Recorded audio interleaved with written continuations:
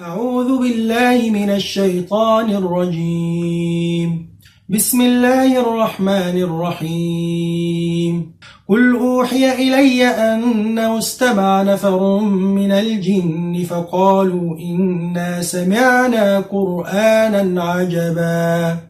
يهدي إلى الرشد فآمنا به ولن نشرك بربنا أحدا وأنه تعالى جد ربنا ما اتخذ صاحبة ولا ولدا وأنه كان يقول سفيهنا على الله شططا وأنا ظننا أن لن تقول الإنس والجن على الله كذبا وأنه كان رجال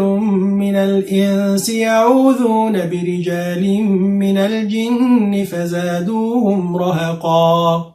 وأنهم ظنوا كما ظننتم أن لن يبعث الله أحدا وأنا لمسنا السماء فوجدناها ملئت حرسا شديدا وشهبا وأنا كنا نقعد منها مقاعد للسمع فمن يستمع الآن يجد له شهابا رصدا وأنا لا ندري أشر أريد بمن في الأرض أم أراد بهم ربهم رشدا وأنا منا الصالحون ومنا دون ذلك كنا طرائق قددا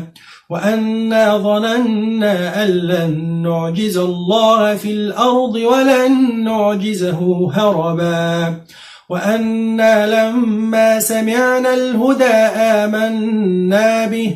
فمن يؤمن بربه فلا يخاف بخسا ولا رهقا وأنا منا المسلمون ومنا القاسطون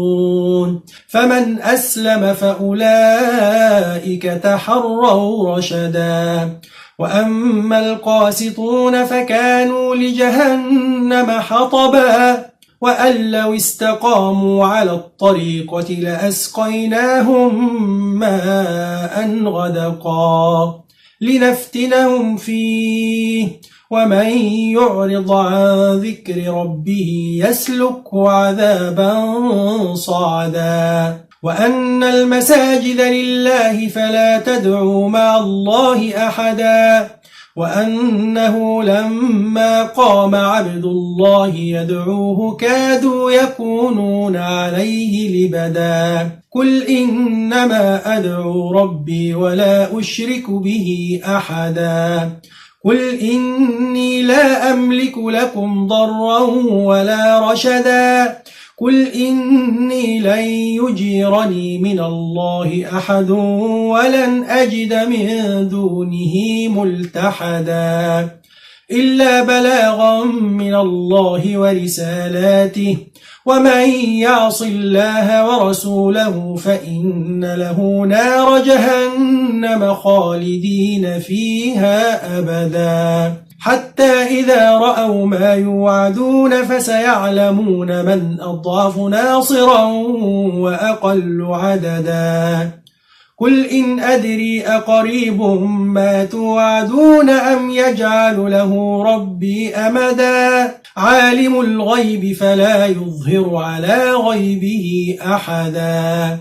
إلا من ارتضى من رسول فإنه يسلك من بين يديه ومن خلفه رصدا ليعلم أن قد أبلغوا رسالات ربهم وأحاط